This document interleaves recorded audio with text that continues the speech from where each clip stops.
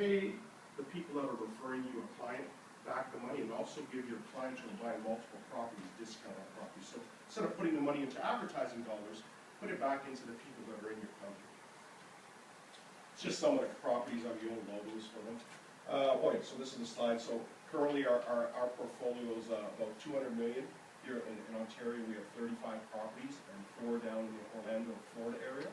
Ash himself has been involved with over $500 million in transactions. So equity building. I'm going to ask a question. I don't know if you'll agree with me, but I've asked this question, and 10 out of the 10 times everybody's agreed with me. Would you agree, or let me ask you this, what do you think your biggest asset would be when you retire? Anybody? Your house? Number one answer is your house. Most people will not have as much money in their bank account as what their house is going to be worth. That's a proven, something my wife hates again, because I tell you, our schooling system is a joke. With that just being said, if it doesn't matter what profession you're in, your biggest asset is probably going to be your house. I don't care what part of the world you're in, they don't teach our kids how to understand a mortgage. I'm not going to ask this here, but I can tell you right now, in this room, 50% of the people in here that have mortgages right now don't understand how the mortgage works. You don't understand the interest rate. You don't understand how to play the game with interest rate and refinance. They don't know none of that. But it's sad when that's going to be your biggest asset in life. Very sad.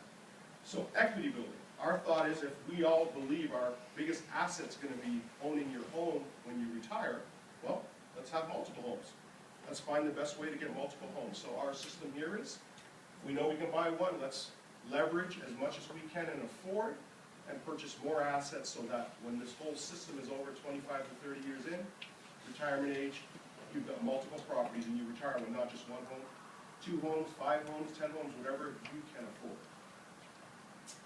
Just going to go over a couple examples of a portfolio that an investor might have done with us 5, 6, 7, 8 years ago. Back in 2005, these were some of the properties we were offering. You'll see that they're pretty much all around the same price point, low 100s. The total value of these 5 properties, approximately $600,000. I want to be clear, by no means am I suggesting someone should go buy 5 properties. I'm just showing what a portfolio might have been, what they would have accumulated by that time. 2010, we were in the Florida market at that time, so there's a couple properties here down in Florida. Same thing, approximately 5 properties around the $600,000 range. The reason why it's important, I just want to kind of show you with a minimum down payment of the 20% that the bank is going to ask on rental properties. Does everybody understand the Bank of Canada and the rulings